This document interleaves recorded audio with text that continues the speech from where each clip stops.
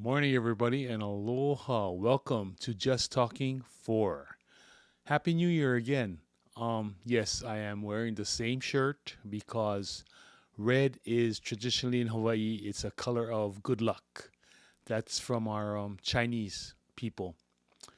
And and it's supposed to bring in good luck for the New Year's. Although on the first time I tried to tape this, my remote wasn't working and I found out that again I gotta turn it on in order for it to work.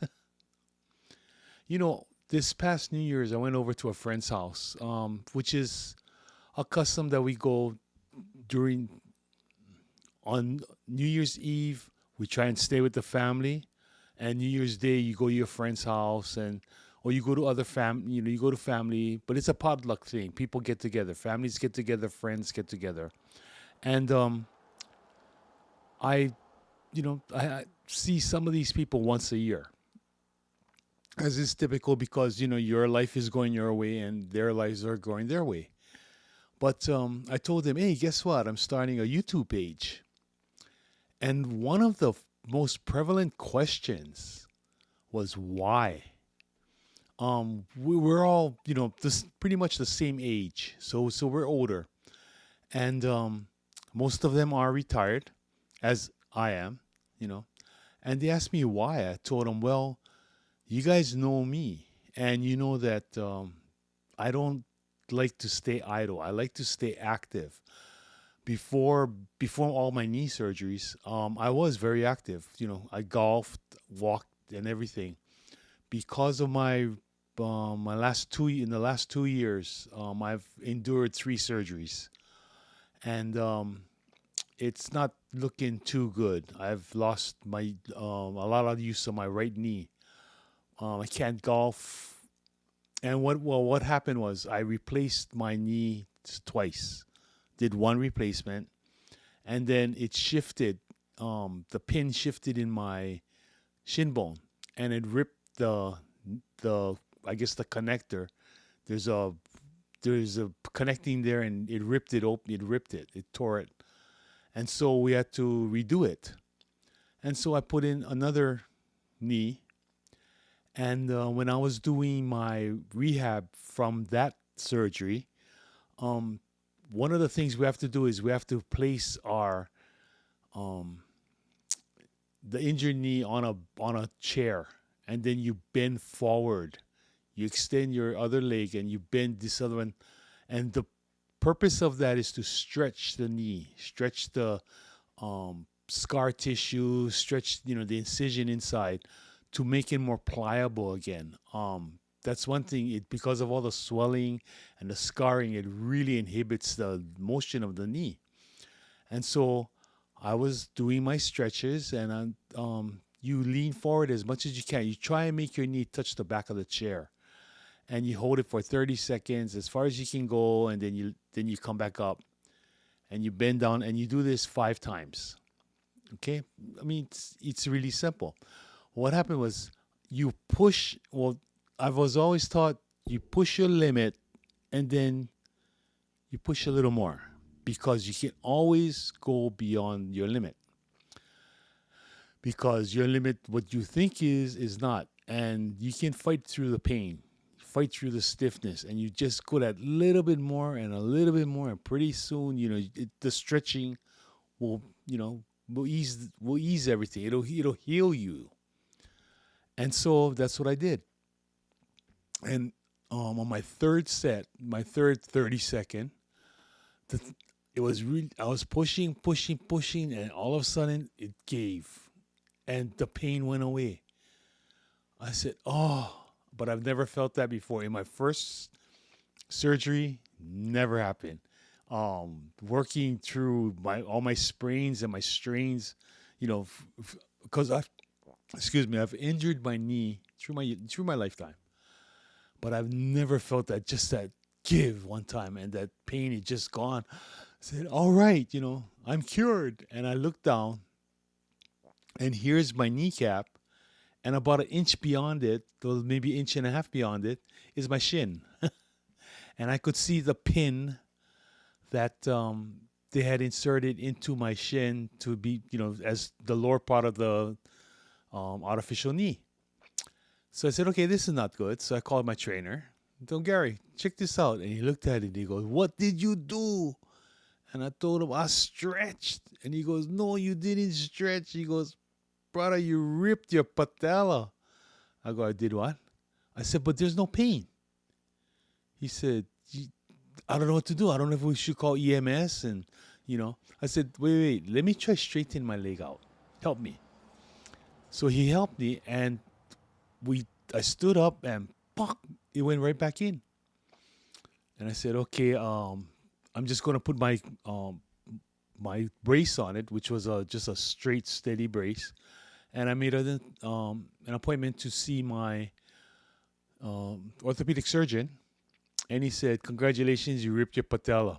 I said, okay. He says, we're going to have to do a graft. We're going to have to put another one in there. But they don't put in, well, he didn't put another patella tendon in. He put an Achilles tendon in, an Achilles tendon. He goes, it's a cadaver Achilles tendon. I said, well, yeah, okay. Better than a live Achilles tendon. And he said, it's the strongest tendon in the body. But what I found out is that tendon to tendon doesn't mean it's going to work. The range of motion, the purpose of everything in your body has a purpose. Like you wouldn't put a kidney where your liver is, right? And you wouldn't put, a thumb where your big toe is, or a big toe where your thumb is. They're both phalanges. They're both, external, appendages from your body, but they're just not made to go the same place. And the biggest thing I have is I have no confidence in my right knee. I have no strength in my right knee. I try and strengthen it, and I have the strength up to the knee. But between the thigh and the shin, there's just no connection. So he said it'll take 30 months for us to know the full extent of my recovery. And this was done on Christmas Eve, 2022. And so I've got about 6 more months. And although I've gotten better. I can walk on flat ground without assist. And I can walk pretty far distances. If I have to walk real far distances, I have a walking stick, which I told you about before. But anyway, that's how it's gone. But when I talk to my friends, they all watch. They saw that I was hobbling, because when you get up, you have to get your knees start. You don't just get up and go, yeah. And so we were talking about it, and so when I told them that I started my YouTube page, they said, "Why? You got enough doing?" Because I'm a caregiver for my wife. I told them, "Yeah, but you know me, I cannot stand still, can't stay still." And they all asked me pretty much the same question, besides the why. How do you do it? I said, because they know I am not I'm not a computer guy. I am computer illiterate, totally. My phone is a flip phone, okay? I don't even text. They want to get in touch with me, they call me at home, or they call me on my phone, if my phone is even on. And they talk to me. And they know that. And that's my idiosyncrasy. That's one of my many idiosyncrasies. But I told them the reason why I want to start this page is because, I always want to help people. And I want to really start my own epidemic, my own pandemic. I want to teach people about the sixth sense. And, we have we're taught 5 senses, okay? And 4 of them are on our heads: sight, smell, taste, hearing. And the 5th sense, feel, which you can do with your whole body. Use the largest organ on your body, the skin, and you feel. I said, but we all have And remember, when I say all, I mean the curve, right? It's the learning curve. The majority of us have the sixth sense, and it's not talking to dead people. Okay, I like that movie too, but that's not the sixth sense. The sixth sense is called common sense. We don't use it anymore. We talk to it, we refer to it. The older people get it. The young ones don't know what common sense is. Um, they're so conditioned to be told what to do, to follow the plans, follow the rules, follow. Okay, yeah, you do that. You have to follow the rules, but you have to use common sense. A good example of this was when I was going to the University of Hawaii, and this was back in the 70s. And we have a parking lot, uh, student parking. I took a motorcycle, so most of the time I could park on campus. But once in a while, I'd have to take my car because after class, I'd have to do something.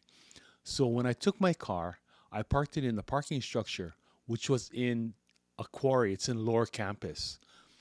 And you catch the elevator to the top, to the roof, well, the top floor of the parking structure, and it's equal with the roadway that leads in front of the University of Hawaii campus.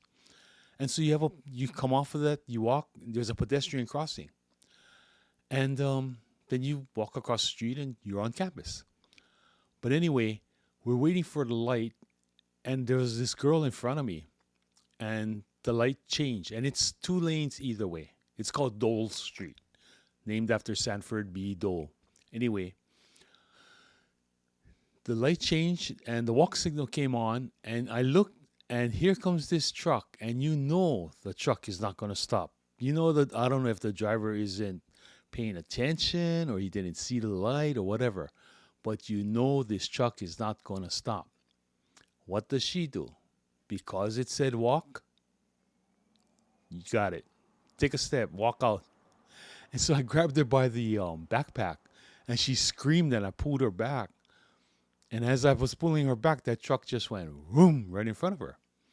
And she looked at me, and I told her, "You would have been part of his grill. You would have been a statistic. You would have been a fatality. Look at him. Look how fast he was going. There is no way he was going to stop for you." I said, "You've got to learn to pay attention to your surroundings. Just because it says to walk, don't think you can walk." That's common sense. I was taught that from in Hawaii we call it small kid time, from when I was as far back as I can remember. Yeah, you know the rules, but you use your own mind. And everybody uses their minds differently. But the process of deduction and figuring out what's the best to do, that is the common sense. Then everyone used to have it. Everyone used to use it. We didn't need to be told what to do. If like on the mainland, there's this thing called black ice. I'm finding this out.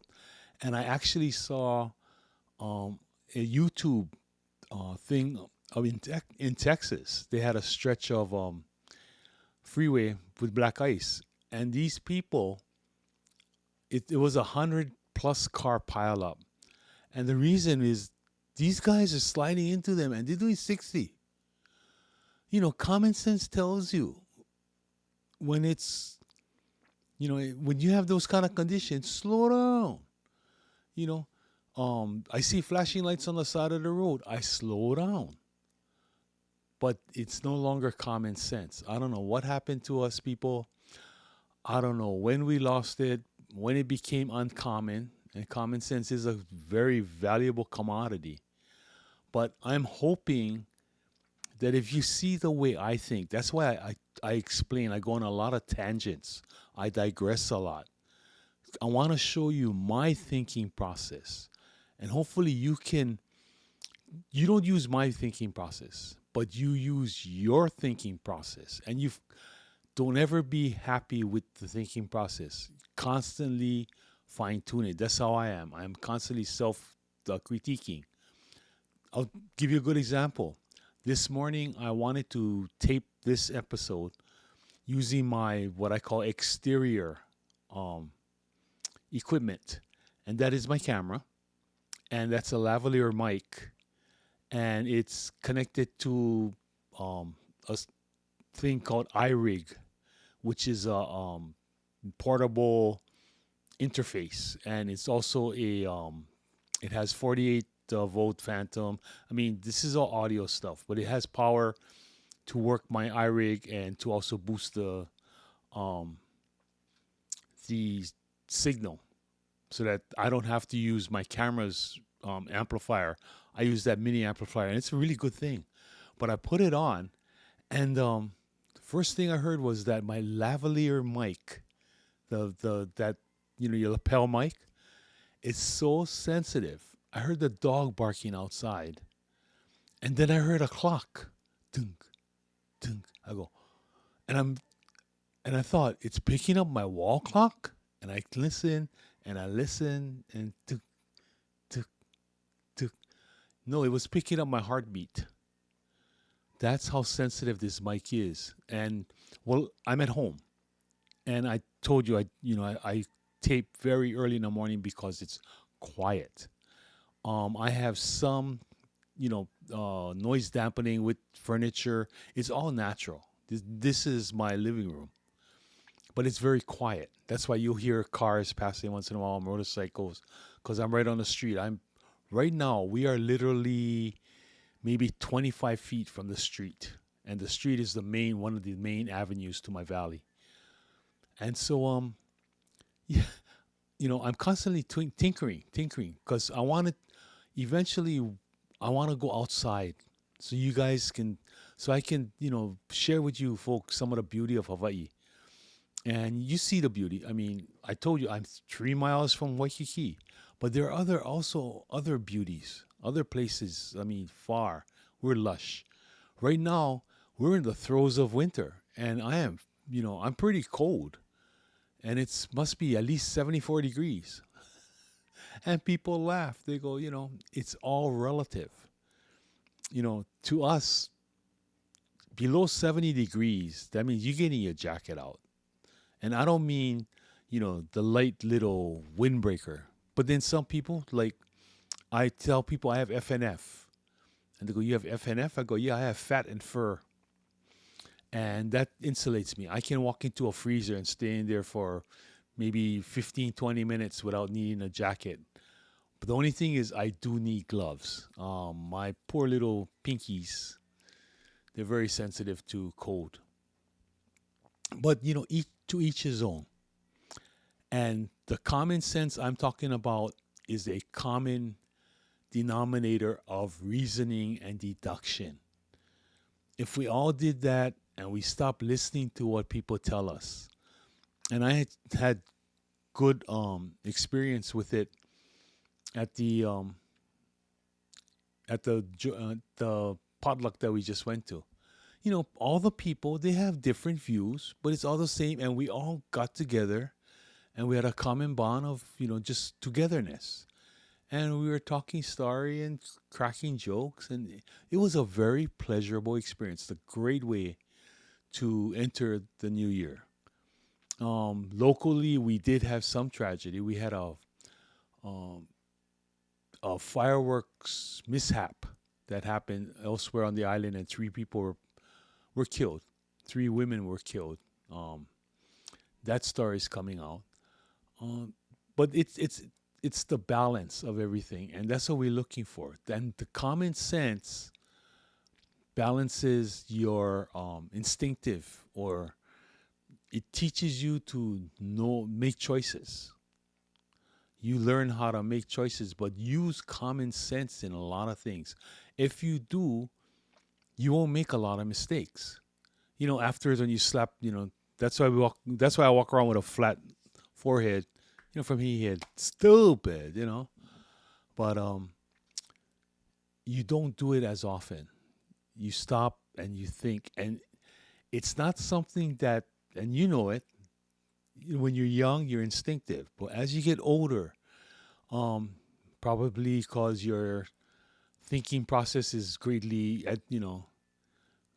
greatly hindered by your age. But you learn to, slowly think things out before you do anything. Hear the car? Yeah. It goes. I mean, that's people going to work. You have people going to and from work, coming home from the bars and going to work. But so you slow down. This common sense is something that I want to share with you folks. I'm going to share a lot of things with you folks, that my ideas that I have, like I told you, they're going to be off the wall, but I will explain them, and you'll see if my reasoning and my thinking process is intact, is something that you would agree with, and that you can hopefully learn to do it, and you can hopefully pass it on. I want to spread this common sense again. We had it before. We did. We used it a lot. Um, my teachers, whenever I used to do some bonehead things in school, use your head. That was their favorite expression. Use your head. And didn't catch on. It's another one of those, there's no such thing as cold. There's only absence of heat, stuff like that. But use your head. But anyway, that's what I wanted to say on this one. And like I said, some of these are going to be short, but I could go so long on just this subject. But I don't want to bore you with it.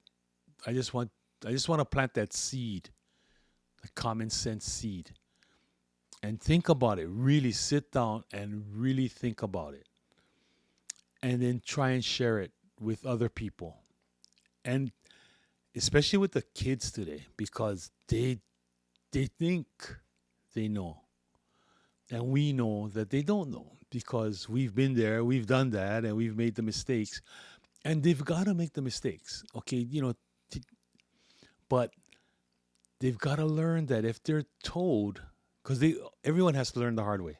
I don't know why it is, but that's what I call human nature. You got to learn the hard way, and but you learn because you have to fail. In order to succeed, you must fail, and in order to get better, you had to have gotten hurt.